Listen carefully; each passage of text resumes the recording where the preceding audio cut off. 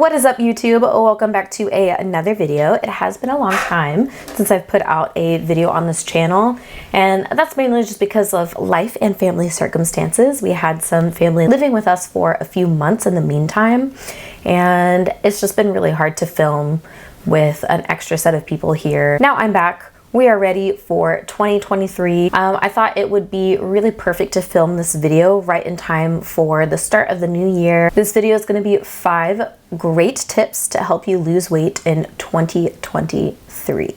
So let's get into them.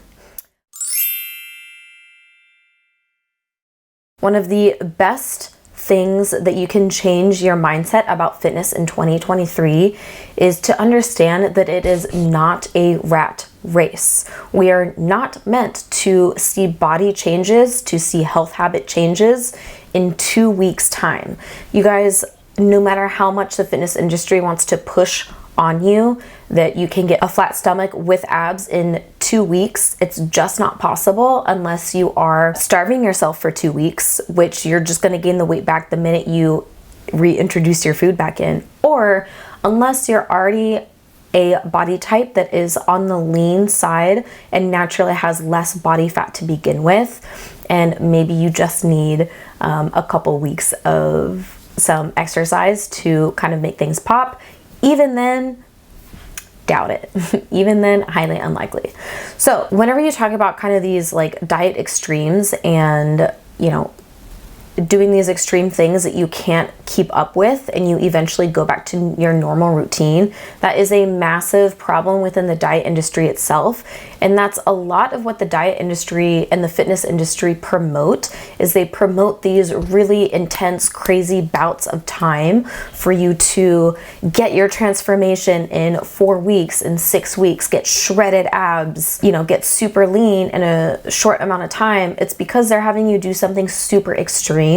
But the minute you stop doing that super extreme thing and you go back to maybe eating the way you had been normally, or you're reducing your exercise because it was unsustainable, then you're most likely going to gain the weight back. We actually have a few studies who have looked at people who lose weight through some sort of calorie restriction, some sort of diet, and then whenever they are allowed to eat however they want immediately after completing their diet or shortly thereafter, they tend to add weight back, and some people add more weight than they previously started off with. So I will link some of those studies below so that you guys can just kind of take a peek at that.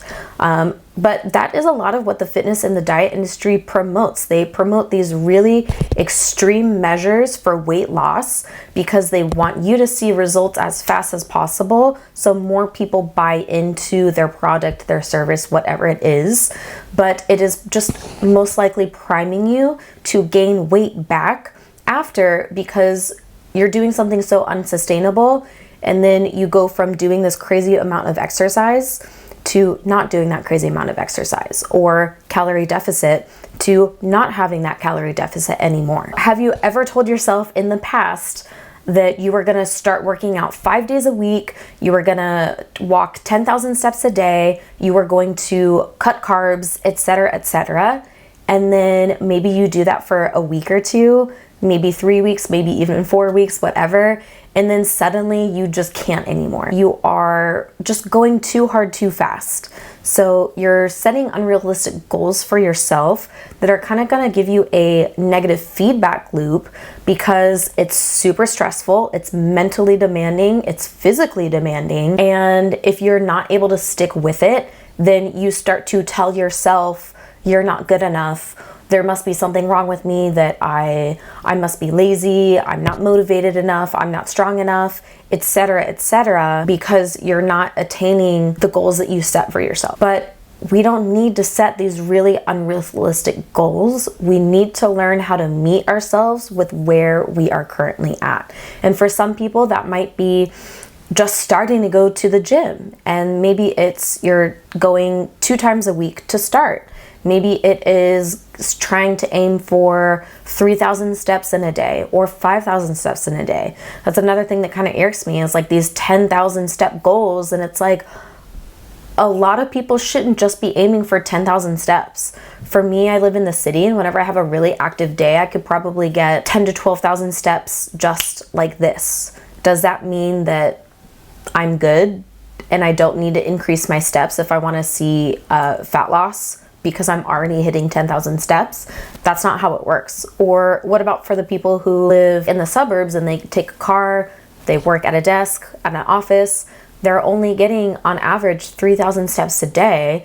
You don't just jump from 3,000 steps a day to 10,000 steps a day. You need to meet yourself where you're at, notice what you're currently doing, and aim for a little bit more than that. So my point for this one is that unsustainable routines just get you absolutely nowhere. They cause this really negative loop, and they cause like this idea of kind of like yo-yo dieting or yo-yo exercising, whatever you want to say, where you start something, then you stop, you start, you stop, you start, you stop, and that just leads you into a pit of not going anywhere. Adding in a ton of cardio and a ton of intense workouts is not your solution. Hate to break it to you, it's just not your solution, because it tends to be way too much at once, and it's causing a lot of stress on your body that ultimately is making that routine unsustainable for you. So you're not going to be able to stick with it long term, or maybe you are able to stick with it for long enough to see some progress, but the minute you stop those routines, you're primed to gain the weight back. So my advice here is to figure out what kind of schedule is going to fit in your routine very realistically. That might be something like increasing your walking. Like I said, maybe you're at 3,000 steps a day. Maybe you just bump it to 5,000 steps a day. Maybe you are currently drinking soda, and maybe you can swap that out for a diet soda. Or if you're on diet soda, maybe you can swap that out for some sparkling tonic some of the time. If you're eating a lot of processed foods, swap some of those processed foods for some more whole food sources. It's small steps that are really going to create positive feedbacks and help you make change for a long term, not for a short term with the potential of weight gain. Okay, so leading into tip number 2 is have a plan. Piggybacking off of number 1, I want you guys to think about what your goals truly are and center your plans realistically around those goals, and how can you take small steps to reach those goals. So if you need to break it up, you might have to break it up. If you are wanting to lose 50 pounds, 100 pounds, break that up into smaller chunks that are a little bit simple. Or think about, again, maybe you can do a couple food swaps, soda swaps, reduce alcoholic intake, increase your steps, stuff like that to start getting where you want to go. So if you have goals that are centered around weight loss, do you have the means this year to maybe hire a nutritionist to help you with those weight loss goals? Maybe you can hire a personal trainer or an online coach to help you with those goals. Maybe you start attending some sort of group class or workout if you haven't already to help you. I feel like our society is kind of stuck in like do it yourself, do it yourself, do it yourself. And if you have tried and stopped, and you have not sought out professional help yet, that might be something you really consider this coming year, is having a professional assist you so that you know for certain you are working towards your goals, and that maybe you have the adherence that you need to help you continue working towards your goals instead of following random advice from online, random workouts, random nutrition advice, etc., etc. If you cannot hire professional help, then I do want you still to think about implementing something where you have extrinsic feedback or external feedback. So what I mean is still kind of being able to monitor things that you're doing and set time limits for things that you're doing. So I'm talking about, one is possibly paying attention to the serving sizes of the food that you're using. Are you using a tablespoon of butter or oil whenever you cook? Or are you using 2 tablespoons of oil whenever you cook? Could you reduce it to 1 tablespoon or half a tablespoon? How much rice do you tend to consume on yourself? Are you using half a cup for yourself or using 1 cup for yourself? Are you really eating only 1 tablespoon of peanut butter, or are you eating like 4 tablespoons of peanut butter?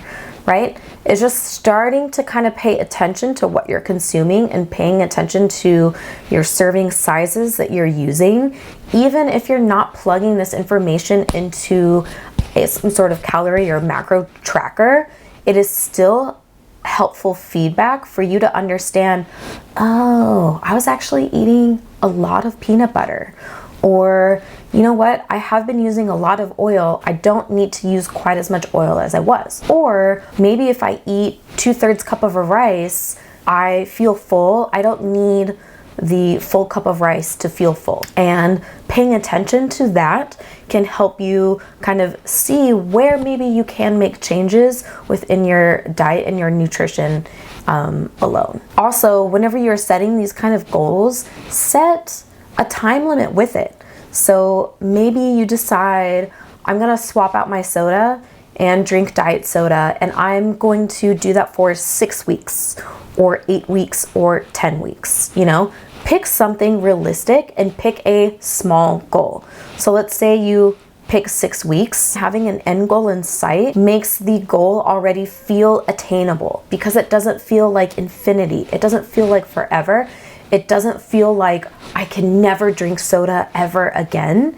And having that kind of mental pressure on us of fully eliminating something that we enjoy from our diet can cause us to crave it more, want it more, and put more mental energy into kind of telling ourselves that we can't have it and avoiding it. We want to avoid that mentality. So putting a time limit on something is one way that we can help avoid that I can never have it ever again in my life mentality, which is going to make it more sustainable. It's going to make it more adherable for you. And being able to accomplish that goal, again, is giving you a positive feedback loop of, wow, I set a goal and I was able to accomplish this goal. I did it. That's great. That was hard, or that was easy. Let me set another goal. And it makes you excited to continue to setting goals for yourself, which can, again, get you closer to your ultimate weight loss goal in the long run. Giving yourself a break is just great mentally, right? So say you're like, okay, I'm gonna cut out soda for 6 weeks. You do it. I'm gonna take a break. Maybe for a week or two, I want to enjoy a Dr. Pepper or root beer or whatever. You do that for a week or two, and then you're like, okay, I've had my break, I've kind of enjoyed it, that was sustainable and that felt really good. Let me try that again for 6 more weeks. Or maybe you're like, okay, actually now I feel like I'm not craving soda as much anymore. I don't really need to, force myself to abstain from soda. I feel like I could have a soda once in a while and that's that. What is the next thing that I can do for 6 weeks? All right, so I'm kind of relying on a lot of pastas for lunches and dinners. How can I maybe add a little bit more protein and add a little bit more vegetables to my plate? And you do that for 6 weeks. See how you feel. Take that time to adjust. Take a break. Give yourself time to enjoy a pizza, enjoy some of the things maybe that you haven't been able to enjoy, and then move on. And again, set another goal. So this doesn't apply to just food, it can apply to your training. Maybe you set your goal of, I want to get 5,000 steps a day, or I want to join a gym this year, and I want to do resistance training workouts 2 times a week.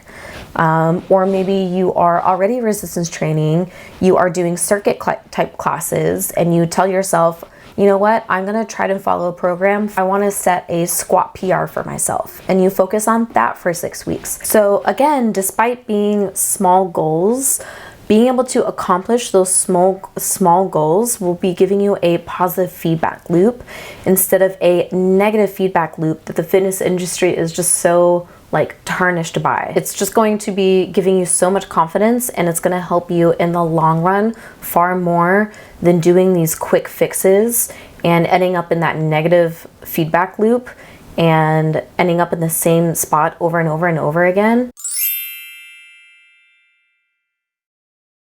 So my tip number 3 for weight loss in 2023, and really ultimately forever, any year, anytime, any place, is to utilize your food in stages and get out of diet mentality. So I have been mentioning a lot of points that are descriptive of diet mentality so far in this video. And diet mentality is just, again, kind of restricting your calories, whether that's more conscious or whether that might be subconscious. Something I used to do was I used to kind of add in a lot of vegetables and purposefully stay away from carbs because I thought that carbs were going to make me fat. Whether that is very consciously or maybe it's a little bit subconsciously, restricting your foods, cutting out food groups, thinking about foods as good and bad foods, and I can never have the bad foods, or feeling guilty about having the bad foods, and kind of angelicizing good foods and juice cleanses and stuff like that. When really that's not how you should be thinking about your goals long-term and fat loss long-term. So I'm going to kind of divide this one up into 2 groups, and yes, humans and people are way more nuanced than 2 groups, but for the purpose of this, keeping this video somewhat short, I'm going to do it. If you are Group A, is a person who is living a relatively sedentary lifestyle. Maybe they don't have a resistance training routine. Maybe they don't pay that much attention to their nutrition, and they have been in a place where they rely on a lot of ultra processed foods more than you rely on kind of whole foods. So for this person, you don't really need to do anything extreme yet. A lot of the small steps that I've been pointing out in this video will help you in the long run, hitting health markers for the rest of your life and starting to see weight loss from making some of these small changes that are attainable for you, not super extreme and unattainable. The second group of people that I'm going to talk about is someone like me, and where I had been, where I am petite and I had a fitness routine and a pretty good diet, but I still wanted to build a little bit more muscle and look leaner. So for me, what I had to learn was how to implement food for my goals. I was kind of subconsciously restricting my food in a lot of ways and kind of thinking about food as good and bad, and I can't have that because that's bad for me, and I just need to avoid it. I need to avoid it. Lo and behold, I can't avoid it forever. I'm still gonna eat it, but then it gives me this negative loop of, oh my God, I ate the thing. Now I feel guilty about the thing. Now I wasn't very strict, and now I'm not gonna hit my goals, and et cetera, et cetera, et cetera. And I'm sure a ton of you have been there with me. So I basically had to learn how to accept that food was going to work for my goals of building muscle, and it was also going to help prime me for a really sustainable fat loss phase, because ultimately, after increasing my calories, now my metabolism has adapted to a higher amount of calories. If I do a deficit and subtract 200 or 300 calories from that number, that is allowing me still a good amount of food and a more sustainable fat loss phase than otherwise. So for those who are kind of in my position, you might actually be at the stage where you need to add in calories. You don't need to start restricting your calories. You may already be in a place where your metabolism has slowed down to a certain calorie amount. So I worked my calories up to about 2,000 calories a day, and then I was able to do a fat loss phase from there off of, it was like 1,800 calories a day and then 1,700 calories a day. I've been reversing back out of that deficit because I don't want to be stuck eating at that deficit calories for the rest of my life. Ultimately, that's not going to allow me to enjoy the kind of lifestyle that I want to enjoy. So I have been reversing my calories up out of that since the fall, and now I'm hovering around 2,200 to 2,500 calories a day. So I've added in like anywhere from 500 to 800 calories a day. And some of you might be at this stage where this is where you need to go. You don't need to go with a fat loss phase right now. If you guys are interested in getting a little bit more help with that, I do have information on my 6-week course on my website that specifically is meant to help you learn how to use food to your goals, get you out of diet mindset, and see fat loss for long-term results while being able to ultimately enjoy your food. Okay, so limit social media is tip for number 4, you guys. Limit your social media. Growing up, I didn't really care about celebrities. I didn't really follow magazines. I was just kind of in my own little world, and I kind of still am in my own little world. And I am not on TikTok. My friends have tried to get me into TikTok, and I just don't understand it. I naturally limit my consumption of social media, even though I'm a personal trainer and I do use social media to help promote kind of what I do, and I do get business from there. I am not an influencer, and I fully understand that my role is not an influencer, and it is different as a personal trainer, and I don't need thousands of followers who mean nothing to me, you know? I don't even know how many followers I have, you guys. I probably have like 200 followers. So I don't have the kind of pressure of always looking a certain way, constantly posting, and trying to keep up with the algorithms just to gain popularity. I honestly don't give a shit about my popularity. I give a shit about representing myself and about helping people that I want to help in the fitness space, because I have learned so much and it has helped me in so many ways, and I just want that for more people, and I want that for more women specifically, to build up their confidence and to have a better relationship with their mental health, a better relationship with their body, have healthy standards as we age, still be physically fit as we get older, you know, maintain bone density as we get older. So social media can be so absolutely damaging to our mental health, because we are nonstop able to compare ourselves to influencers who have plastic surgery, who use apps to modify their body, who use apps that help them put on makeup, no makeup looks, and they will tell you that they are makeup free, etc., etc. Social media can be incredibly damaging to what is natural, to what's normal, and to what is attainable. And we just don't need that thrown in our faces day in and day out.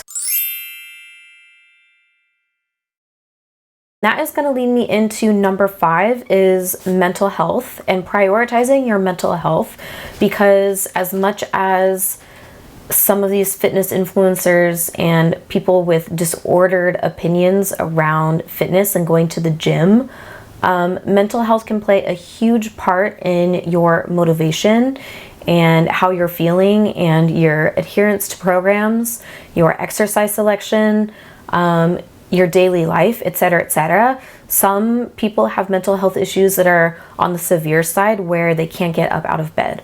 Or some people have medical issues where they experience extreme soreness, extreme fatigue, really bad recovery, etc., etc. And they cannot do like some crazy intense workout, and they can't work out 5 times a week. We need to have a lot more compassion for both of these types of people, people with medical diagnosis and people who have mental illness.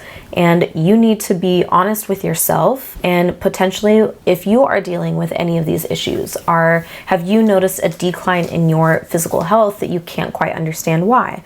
Or have you noticed signs of depression, signs of anxiety, etc., etc.? And you know, maybe this is the year that you are able to hire a professional again to help you deal with those issues. And maybe they're not that severe. Maybe you are a person who has a lot of stress in your life. So maybe you are going to set small goals for yourself to make you and yourself happy, to make you prioritize yourself, and to help you de-stress a little bit. So maybe that's something like reading for 30 minutes before bed. Maybe you can ask your partner to get the kids ready in the morning 1 or 2 times a week so that you can sleep in, or so that you can have more of a morning routine for yourself. If you get up and go to work, you can spend more time doing your makeup, make a cup of coffee, you know, whatever it is you feel like. Instead of watching a few hours of TV at the end of the night, you do something like painting or photography, or you listen in on a course on something that you're interested in. Just these small steps to help you feel like you are investing in yourself and that you are giving yourself something back. And hopefully that allows some stress to kind of melt away. Mental health can play a huge factor in your fitness, your nutrition. That is definitely not all from just wanting to be skinny and wanting to look a certain way. Sometimes it's more than that. Sometimes it's dealing with how you grew up and how you view yourself and the value you're putting on yourself, or feeling like people are judging you, or people are not going to accept you.